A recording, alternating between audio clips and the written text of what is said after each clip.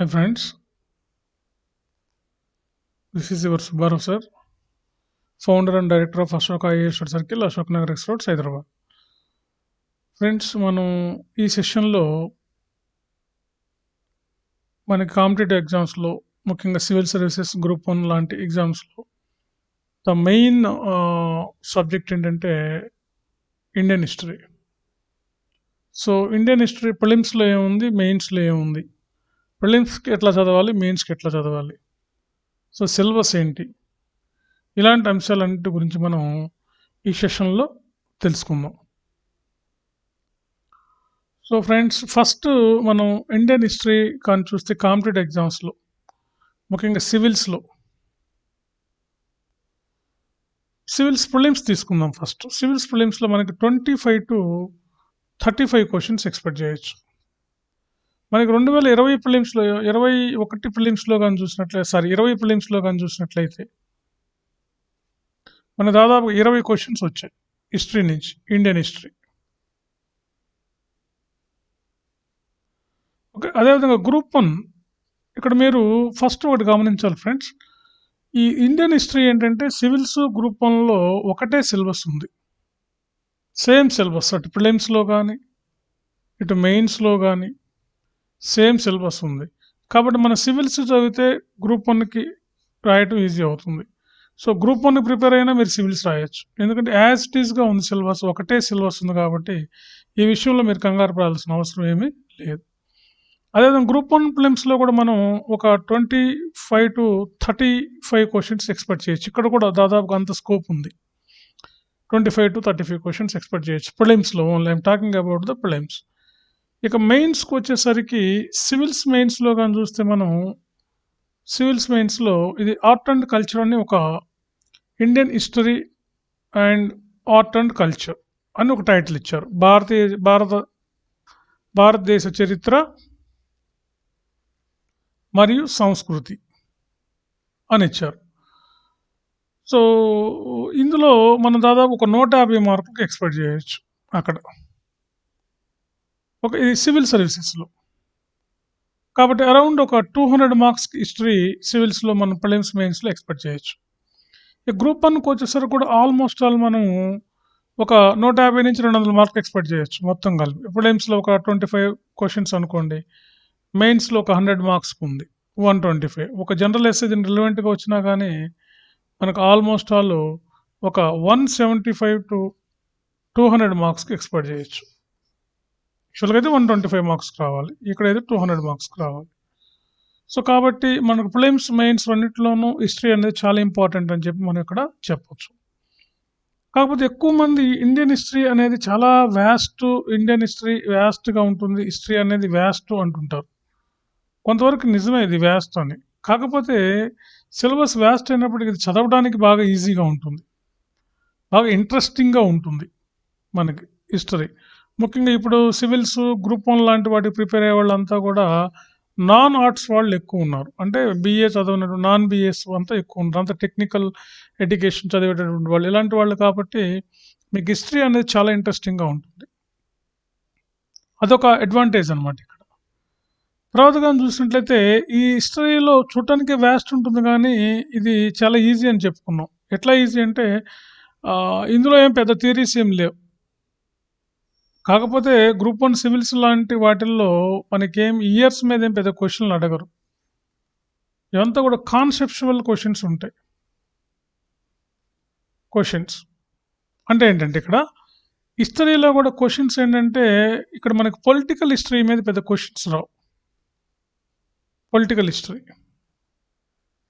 ఒకవేళ political history మీద ఎక్కడైనా క్వశ్చన్ వచ్చినా, రాజకీయ చరిత్ర మీద క్వశ్చన్ వచ్చినా ఓన్లీ ప్రిలిమ్స్లో వస్తాయి. బట్ మెయిన్స్కి వచ్చేసరికి హిస్టరీలో socio economic and cultural history, సామాజిక, ఆర్థిక, సాంస్కృతిక చరిత్ర మీద ఎక్కువ క్వశ్చన్లు వస్తాయి. ఇందులో దేని మీద ఎక్కువ వస్తాయంటే ఫస్ట్ సాంస్కృతిక చరిత్ర మీద ఎక్కువ క్వశ్చన్లు వస్తాయి, తర్వాత సామాజిక చరిత్ర మీద, తర్వాత ఆర్థిక చరిత్ర మీద వస్తాయి. కాబట్టి మెయిన్స్కి వచ్చేసరికి మనకి సోషియో ఎకనామిక్ కల్చరల్ హిస్టరీ అవసరం. ప్రిలిమ్స్కి వచ్చేసరికి పొలిటికల్ హిస్టరీ అవసరం. ప్రిలిమ్స్ పాయింట్ ఆఫ్ వ్యూలో మాత్రమే మనం పొలిటికల్ హిస్టరీ చదువుతాం. ఉదాహరణకి మనం మౌర్యాస్ తీసుకోండి. మౌర్యాస్లో పొలిటికల్ హిస్టరీ అంటే ఎట్లా చదువుతాం మనం ప్రిలిమ్స్ పాయింట్ ఆఫ్ వ్యూలో? చంద్రగుప్త మౌర్యుడు, బిందుసారుడు ఆయన కుమారుడు అశోకుడు, ఆయన తర్వాత వచ్చినటువంటి వాడు దశరథి, తర్వాత వచ్చినటువంటి సంప్రతి అశోకుని మనవడు, ఆయన తర్వాత వచ్చినటువంటి వాడు బృహద్రుతుడు. సో ఇది పొలిటికల్ హిస్టరీ. వీళ్ళు ఎలా వచ్చారు, ఈ క్రొనాలజికల్ ఆర్డర్ చదువుతాం, వీళ్ళ కాలం గురించి తెలుసుకుంటాం, అట్లా అనమాట. ఇదంతా కూడా ప్రిలిమ్స్ పాయింట్ ఆఫ్ వ్యూలో. ఇక మెయిన్స్కి వచ్చేసరికి సోషల్ హిస్టరీ అంటున్నాం. సామాజిక చరిత్ర. సామాజిక చరిత్ర అంటే ఏంటి? సామాజిక చరిత్ర అంటే ఏంటంటే ఇక్కడ ఆ కాలం నాటి కులం, ఆ కాలంలో ఉన్నటువంటి మతం, ఆ కాలంలో ఉన్నటువంటి వృత్తులు, ఆ కాలంలో స్త్రీల యొక్క స్థానం ఏంటి, ఉమెన్ పొజిషన్, ఆ కాలంలో సమాజం ఎలా ఉంది, సమాజ విభజన ఎలా ఉంది, ఆ కాలం నాటి పంటలు అంటే ఆ కాలం నాటి ఆహారపు అలవాట్లు, ఆ కాలం నాటి వేషధారణ, ఇవి ప్రధానంగా మనం సోషల్ హిస్టరీలో చూస్తాం. ఫ్రెండ్స్, ఇది బాగా గుర్తుంటే మీకు హిస్టరీ చాలా ఈజీ అవుతుంది. తర్వాత ఆర్థిక చరిత్రగా చూసినట్లయితే ఇందులో ఆ కాలం నాటి వ్యవసాయం, పరిశ్రమలు, వృత్తులు ఆక్యుపేషన్స్ అనమాట, వృత్తులు, పన్నులు, విదేశీ వ్యాపారం, ఓడరేవులు, నాణ్యాలు, ఇవి ప్రధానంగా మనం ఆర్థిక చరిత్రలో చదువుతాం, ఎకనామిక్ హిస్టరీలో. ఇవే మనకి ఇంపార్టెంట్ అనమాట. అటు ప్రిలిమ్స్లోను ఇటు మెయిన్స్లోను ఎక్కువగా అడిగేది సామాజిక, ఆర్థిక, తర్వాత సాంస్కృతిక చరిత్ర మూడవది. ఇది రెండు అయితే ఇది మూడవది. సాంస్కృతిక చరిత్ర కానీ మనం చూసినట్లయితే సాంస్కృతిక చరిత్రలో ప్రధానంగా మనం అడిగేదంటే ఆ కాలం నాటి సాహిత్యం అంటే రచనలు, లిటరసీ, కళలు, ఆనాటి వాస్తుకళ, కట్టడాలు, నిర్మాణాలు, ఆ తర్వాత శిల్పకళ, ఆనాటి స్కల్ప్చర్స్, శిల్పాలు ఏమున్నాయి, తర్వాత ఆనాటి చిత్రలేఖనం, పెయింటింగ్స్. ఈ వాస్తుకళ కట్టడాలు అన్నప్పుడు ఇక్కడ మన ప్రధానంగా ఏమొస్తాయంటే దేవాలయాలు, నిర్మాణాలు, వాళ్ళు ఏమి నిర్మించారు, దేవాలయాలు ఏమి నిర్మించారు, ఇలాంటివి అనమాట. సో మనకి అడిగే క్వశ్చన్స్ కానీ మన ఇప్పుడు జరిగిన ఏపీలో గ్రూప్ 1 హిస్టరీలో కానీ చూసినట్లయితే మీరు సివిల్ సర్వీసెస్ ప్రిలిమ్స్ మెయిన్స్లో మన జరిగిన 2020లో జరిగిన సివిల్స్ మెయిన్స్లో చూసిన వాళ్ళు అడిగే క్వశ్చన్లు అన్నీ కూడా సామాజిక, ఆర్థిక, సాంస్కృతిక చరిత్రకు సంబంధించి ఉంటాయి. దీన్ని మనం ఆర్ట్ అండ్ కల్చర్ అంటున్నారు. సివిల్స్లో అయితే ఆర్ట్ అండ్ కల్చర్ అంటారు. అంటే ఆనాటి లిటరసీ ఎలా ఉంది, తర్వాత ముఖ్యంగా ఆనాటి యొక్క కన్స్ట్రక్షన్, ఆనాటి నిర్మాణం, వాస్తుశైలి, ఆర్కిటెక్చర్ ఎలా ఉంది. ఆర్కిటెక్చర్ అనగానే మీకు ఇంట్రడ్యూస్ చేస్తున్నారు. హిస్టరీ అంటే భయం లేకుండా ఉండటం కోసం. ఆర్కిటెక్చర్ అంటే ఆనాటి ఉన్నటువంటి శిల్పకళ ఎలా ఉంది.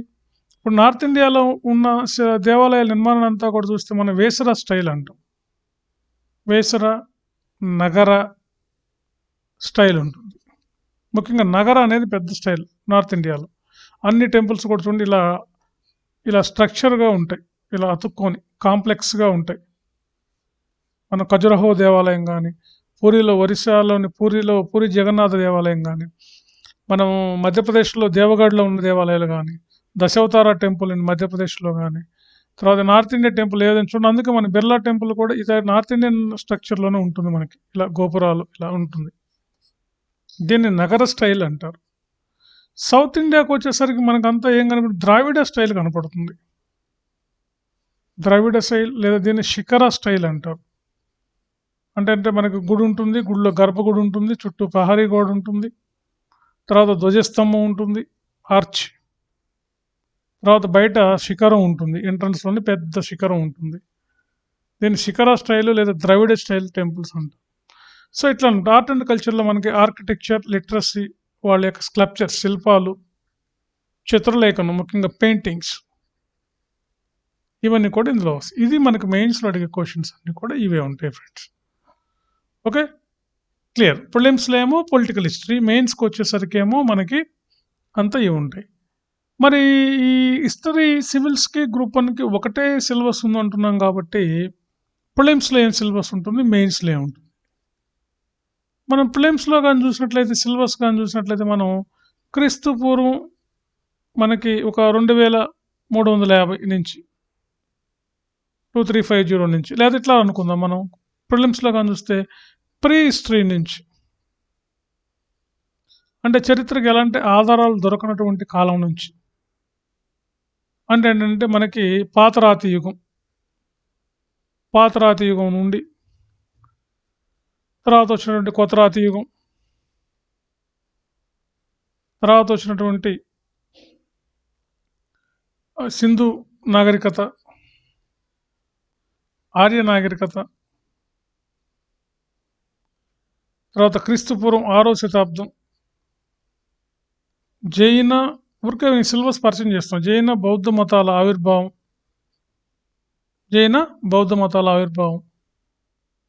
తర్వాత 16 షోడశ మహాజనపదాలు, 16 షోడశ మహాజనపదాలు, తర్వాత మగధ విజృంభణ, నెక్స్ట్ ఏంటంటే మగధ విజృంభణ, రైజ్ ఆఫ్ మగధ, తర్వాత మనకి మౌర్యులు, తర్వాత లేటర్ మౌరియన్స్లో మన శాతవాహనులు, ఈక్ష్వాకులు, పల్లవులు, విష్ణుకుండీలు, ఓకే, బృహత్పల్యానులు, వీళ్ళు ప్రధానమైన మన ఐపీకి వచ్చేసరికి. ఇక్కడ ఏంటంటే మౌర్య తర్వాత వచ్చిన వాళ్ళు శాతవాహనులు మెయిన్ అనమాట. తర్వాత ఈ శాతవాహనుల తర్వాత వచ్చినటువంటి వాళ్ళు, మన మౌర్యన్స్ తర్వాత వచ్చినటువంటి వాళ్ళు చూస్తే గుప్తుల అనంతరం భారతదేశ చరిత్ర, గుప్తుల అనంతరం పుష్యభూతి వంశం, హర్షుడు, తర్వాత అరబ్బుల దండయాత్ర 612లో మహమ్మద్ ఖాసిం మన దేశంపై దండయాత్ర చేశాడు, అరబ్బుల దండయాత్ర. ఆ తర్వాత గజనీ గోరీ దండయాత్రలు, గజనీ 1001 కల్లా మన దేశంపై దండయాత్ర చేశాడు, 1000లో గజనీ గోరీ దండయాత్రలు. తర్వాత ఢిల్లీ సుల్తాన్ సామ్రాజ్యం స్థాపన, దీన్నే బానిస వంశం అంటారు. మీకు ఊరికే పరిచయం చేస్తున్నాను సిలబస్ ఏముంటుంది. ఢిల్లీ సుల్తాన్లు, ఇందులోనే మన ఢిల్లీ సుల్తాన్లో కానీ మనం చూసినట్టయితే కుతుబుద్దీన్ ఐబక్, ఇల్టుట్మిష్, బాల్బన్, అల్లావుద్దీన్ ఖిల్జీ, మహమ్మద్ బిన్ తుగ్లక్, మహమ్మద్ బిన్ తుగ్లక్, తర్వాత ఫిరోజ్ షా తుగ్లక్. దీంతో ఢిల్లీ సామ్రాజ్యం సికిందర్ లోడీ కాలం నాటికి వచ్చేసరికి ఇది అంతమైపోతుంది. లోడీలు, ఎందుకంటే ఢిల్లీని పరిపాలించిన వాళ్ళు మన బానిస వంశరాజుల్లో కానీ చూస్తే ఖిల్జీలు, తుగ్లక్కులు, లోడీలు, వీళ్ళు ప్రధానంగా మనల్ని పరిపాలించిన టర్కీ జాతి వాళ్ళు అనమాట. సో ఢిల్లీ సుల్తాన్ తర్వాత మరాఠాస్, వీళ్ళకి ఢిల్లీ సుల్తాన్లకి మరాఠాస్కి ముందు, అంటే మన మరాఠాస్ కనకుండా ఇక్కడ ఏమనొచ్చు అంటే మనం రాష్ట్రకూటులు అంటే ఢిల్లీ సుల్తాన్లకు ముందు ఉన్నటువంటి వాళ్ళు రాష్ట్రకూటులు. తర్వాత మొఘల్స్ రావడం, ఢిల్లీ సుల్తాన్ తర్వాత వచ్చిన వాళ్ళు, ముందు ఉన్న వాళ్ళు రాష్ట్రకూటులు, ఢిల్లీ సుల్తాన్లకి తర్వాత వచ్చిన వాళ్ళే మొఘల్స్. ఇది గమనించాలి మీరు. మొఘల్స్ తర్వాత మరాఠాస్. ఈ మొఘలులకి సమకాలికంగా వచ్చిన వాళ్ళే మనకి ఇక్కడ, మనకి కానీ చూసినట్లయితే ఢిల్లీ సుల్తాన్లకి సమకాలికులుగానేమో కాకతీయులు, మొఘళ్ళకు సమకాలీనంగా విజయనగర రాజులు. ఇవి కూడా మనకి ఇండియన్ హిస్టరీలో సిలబస్ ఉన్నాయి, ఏపీ హిస్టరీ, తెలంగాణ హిస్టరీలో కూడా ఉన్నాయి ఇవి. తర్వాత మరాఠులు, తర్వాత బ్రిటిష్ వాళ్ళ రాక,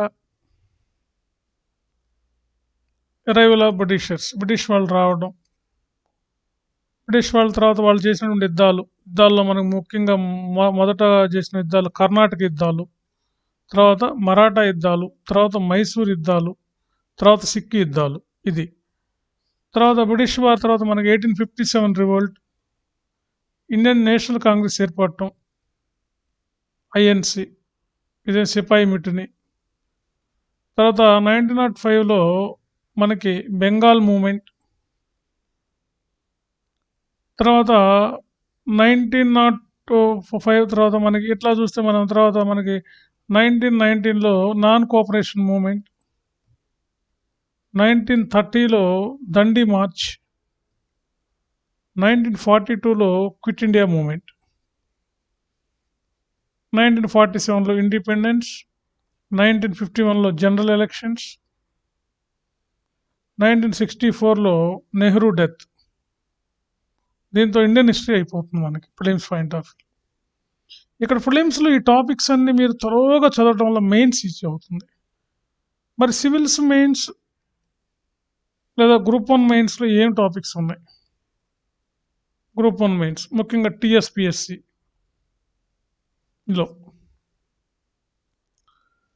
లేదా ఏపీపీఎస్సిలో కూడా same topics. APPSC, TSPSC state level group 1లోను సివిల్స్లోను కామన్ సిలబస్ ఉంది.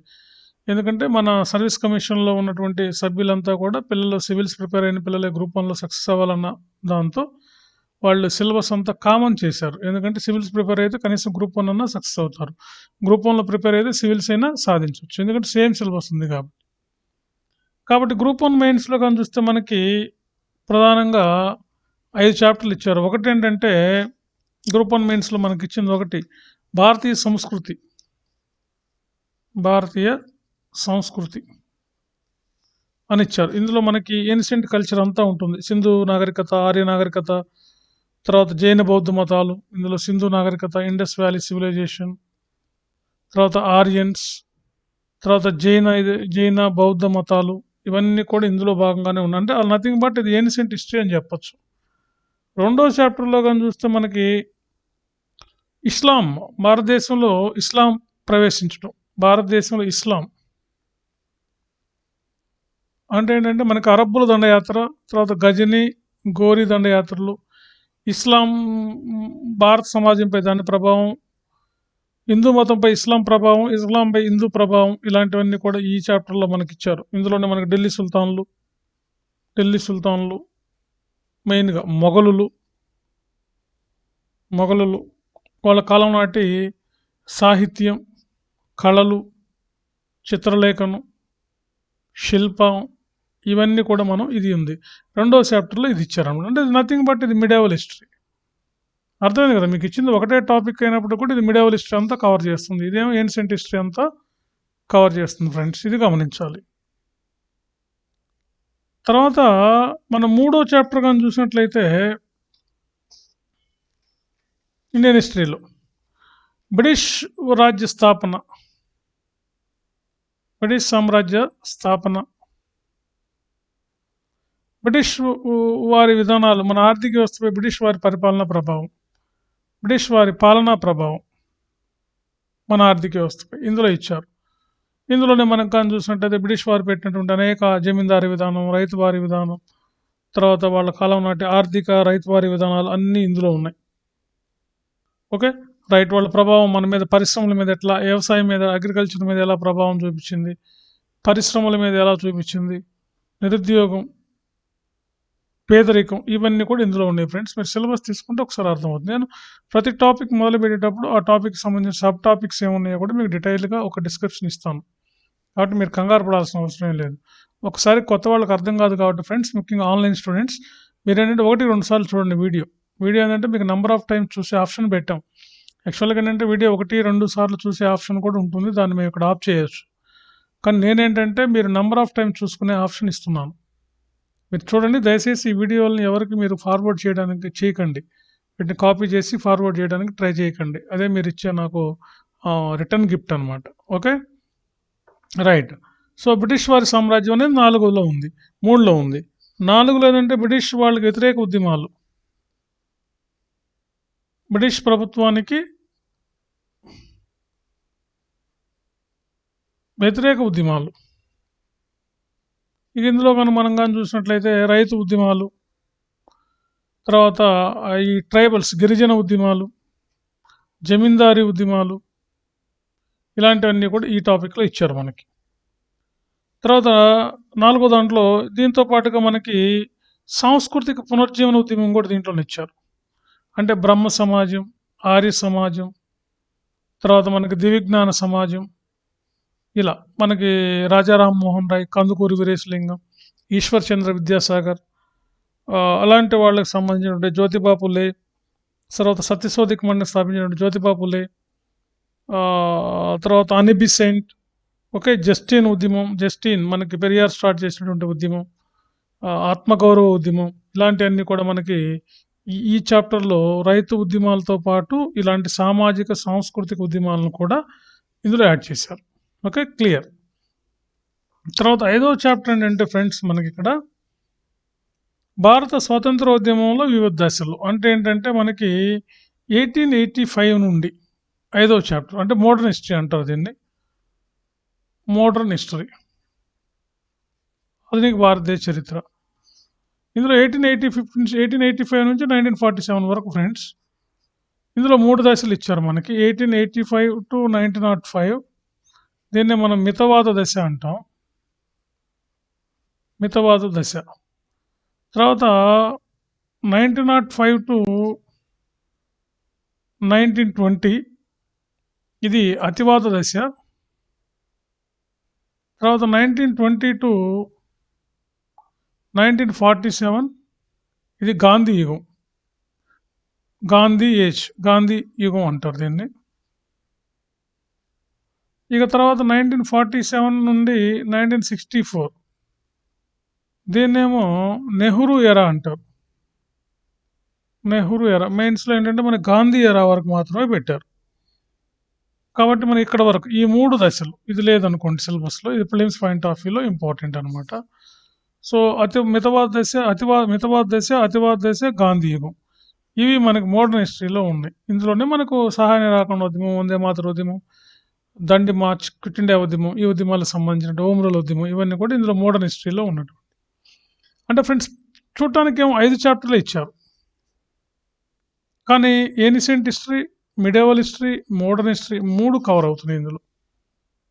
కాబట్టి మెయిన్స్లో ఏంటంటే మనం సెలెక్టివ్గా చదవచ్చు కాబట్టి పెద్ద ప్రాబ్లం లేదు. మెయిన్స్ అంటే ఎగ్జామ్ మెయిన్స్ ఎప్పుడు కూడా సెలెక్టివ్గా చదవచ్చు మనం, కాబట్టి నో ప్రాబ్లం. నేను క్వశ్చన్ టు ఆన్సర్ మీకు ఇస్తాను కాబట్టి, లైక్ మన ఎకానమీ క్లాసెస్ లాగా మీకు క్వశ్చన్ టు ఆన్సర్ ఇస్తాను. క్వశ్చన్ ఇచ్చి ఆ క్వశ్చన్కి ఆన్సర్ ఎలా రాయాలో చెప్తాను. మనకి ఎకానమీ క్లాసులు జరుగుతున్నాయి కదా దానిలాగే.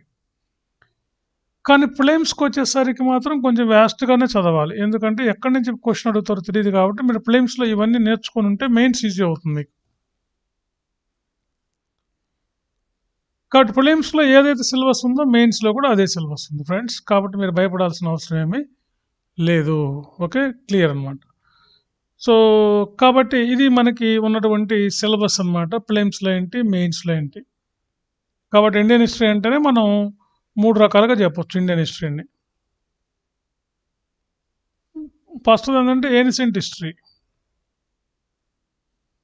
ఏన్షియంట్ హిస్టరీ అంటే క్రీస్తు పూర్వం 2000 నుంచి 1526 క్రీస్తు శకం వరకు దీన్ని ఏన్షియంట్ హిస్టరీ అంటాం. రెండవది మిడేవల్ హిస్టరీ. మిడేవల్ హిస్టరీ అంటే ఏంటంటే 1526 నుంచి 1857 వరకు దీన్ని మిడేవల్ హిస్టరీ, మధ్య భారతదేశ చరిత్ర అంటాం దీన్ని. ఏడీలు అనమాట, క్రీస్తు శకాలు, 2 క్రీస్తు శకాలే.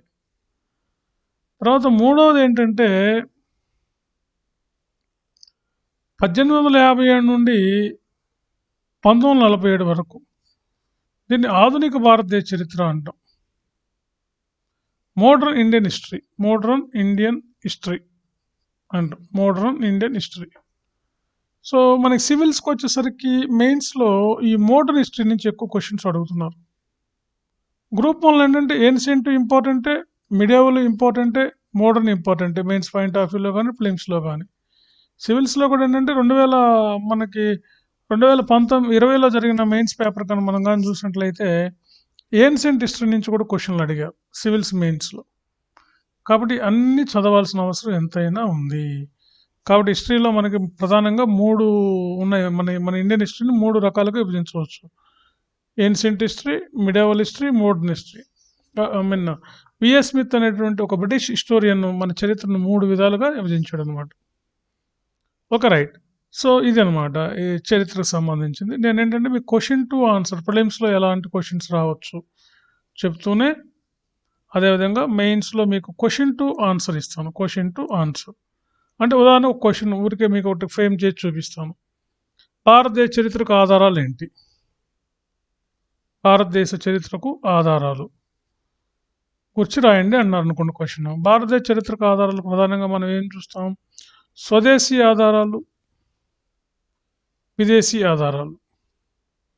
మరలా ఈ స్వదేశీ ఆధారాలు ఇంటర్నల్ సోర్సెస్ స్వదేశీ ఆధారాల్లో మరలా మనం గాని చూస్తే శాసనాలు, స్వదేశీ శాసనాలు, రచనలు, స్వదేశీ రచనలు, స్వదేశీ నాణేలు, కాయిన్స్, స్వదేశీ వస్తువులు అంటే మిగిలినటువంటి ఆర్టిఫాక్ట్స్ అనమాట. ఇవన్నీ కూడా మనకి స్వదేశీ ఆధారాలు మన చరిత్రకు. శాసనాలు, రచనలు, నాణేలు, వస్తువులు, కట్టడాలు, నిర్మాణాలనమాట. ఇవన్నీ కూడా మనకి స్వదేశీ. విదేశీకి వచ్చేసరికి మరలా మనం గాని చూస్తే విదేశీ రచనలు, ఓకే. విదేశీ శాసనాలు, విదేశీ నాణేలు, విదేశీ వస్తువులు లభ్యమవ్వటం, విదేశీ కట్టడాలు లేదా ఓడరేవులు లాంటివి అనమాట. చూడండి స్వదేశీ, విదేశీ. కాబట్టి మన క్వెషన్‌కి ఆన్సర్ రూపంలో ఇస్తా కాబట్టి మీకు చాలా ఈజీగా ఉంటుంది. మీరు ఫ్రేమ్ వర్క్ చేసుకొని చక్కగా ఆన్సర్ రాయొచ్చు. ఎందుకంటే సివిల్స్‌లో అయితేనేమో మనకి 10 మార్క్స్‌కే ఉన్నది క్వెషన్. ఒక క్వెషన్ ఇంటూ 10 ఈక్వల్ 10 మార్క్స్ అనమాట. ఇది సివిల్స్‌లో అంతే ఉంది. గ్రూప్ 1లోనూ అంతే ఉంది. ఒక క్వెషన్‌కి 10 మార్క్స్ వస్తాయి. కాబట్టి మీకు ఈ విధంగా కూడా హెల్ప్ అవుతుంది ఫ్రెండ్స్. మరి దీనికి ఏం బుక్స్ చదవాలి హిస్టరీకి మీరు? నా లెక్చర్ వినండి, క్లాస్ నోట్స్ లాగా రాసుకోండి. మీకు మా ఇన్‌స్టిట్యూట్ మెటీరియల్ కూడా అందుబాటులో ఉంటుంది. మీరు కావాల్సిన వాళ్ళు మళ్ళీ కాంటాక్ట్ చేయండి. మీకు మెటీరియల్ కూడా ఇవ్వడానికి మేము మెటీరియల్ కూడా ప్రొవైడ్ చేస్తాం. దానికన్నా మీరు ఓన్ నోట్స్ మెయిన్ అండి గుర్తుపెట్టుకోండి. సివిల్స్ గ్రూప్ 1 సక్సెస్ అవ్వాలంటే you should maintain your own notes. Your own notes అనేది చాలా ఇంపార్టెంట్. క్లాసెస్ వింటేనే సరిపోతుంది. దీన్ని బట్టి కూడా మీరు సినాప్సిస్ లాగా రాసి పెట్టుకోవచ్చు. సో, మన బుక్స్ ఏంటంటే మనము ఫస్ట్ ఏన్షియంట్ హిస్టరీ ఏహెచ్ అంటే ఏన్షియంట్ హిస్టరీ ప్రాచీన భారతదేశ చరిత్రకు ఏన్షియంట్ హిస్టరీ తెలుగు అకాడమీ పుస్తకాలు చదవండి. తెలుగు మీడియం వాళ్ళైతే తెలుగు అకాడమీలో BA first year, BA second year, BA third year. అదేవిధంగా Ambedkar open university books, open university books ఇవి కూడా 3 ఏళ్ళు ఉంటాయి. First year, second year, third year. Ambedkar open university దూర విద్య పుస్తకాలు ఇవి తీసుకోండి. సో ఏన్షియంట్కైనా పనికొస్తాయి ఇవి, మిడేవల్ హిస్టరీకి పనికొస్తాయి. అదేవిధంగా ఎందుకంటే BA సెకండ్ ఇయర్ అంటే మిడేవల్ హిస్టరీ, BA థర్డ్ ఇయర్ అంటే modern history, BA first year అంటే ఏన్షియంట్ హిస్టరీ. అర్థమైంది కదా? ఇవి తీసుకోండి. ఇవి మీకు బాగా హెల్ప్ అవుతాయి. తర్వాత వీటితో పాటు కొన్ని స్టాండర్డ్ బుక్స్ చెప్తాం. కొన్ని మనకు మార్కెట్లో తెలుగులో అవైలబుల్ ఉన్నటువంటి పుస్తకాలు.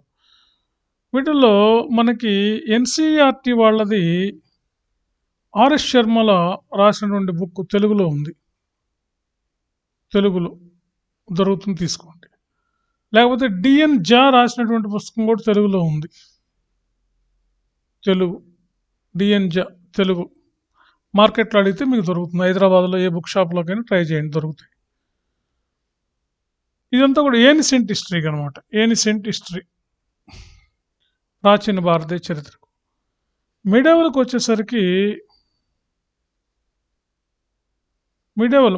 మధ్యయుగ భారతదేశ చరిత్రకు వచ్చేసరికి సతీష్ చంద్ర అనే బుక్ తెలుగులో దొరుకుతుంది. ఇది ఇంగ్లీష్లో ఉండేది ఇంతకుముందు, ఇప్పుడు తెలుగులోకి తీసుకొచ్చారు. సతీష్ చంద్ర తెలుగు.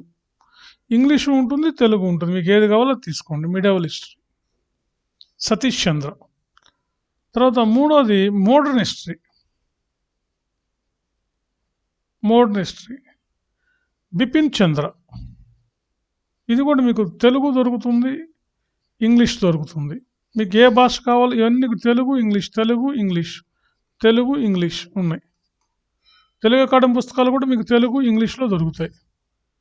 ఇవి తీసుకోండి.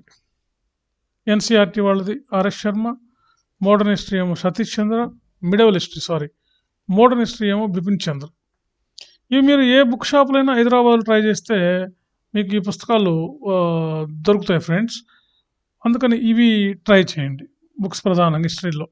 ఎందుకంటే హిస్టరీ ఏంటంటే మీరు ఎక్కడ చదివినా అదే హిస్టరీ ఉంటుంది. కాబట్టి మీరు ముందు లెక్చర్ వినాలి, క్లాస్ విని ఆ క్వశ్చన్కి ఎట్లా ఆన్సర్ రాయాలి అవి మనం తెలుసుకోగలిగితే మీకు చాలా ఈజీ. హిస్టరీ చెప్పే కదా, హిస్టరీ నేచర్ ఏంటి అవి తెలుసుకోవాలి. ఇప్పుడు ఏంటంటే మనం ఈ సెషన్లో మీకు బుక్స్ మాత్రమే చెప్పాను, లిమిటెడ్ బుక్స్ అనమాట. అవి తీసుకోండి, తెలుగు అకాడమీ ఇవి తీసుకోండి చాలు. ఎక్కువ పుస్తకాలు చదవద్దు, తక్కువ పుస్తకాలు ఎక్కువసార్లు చదవండి.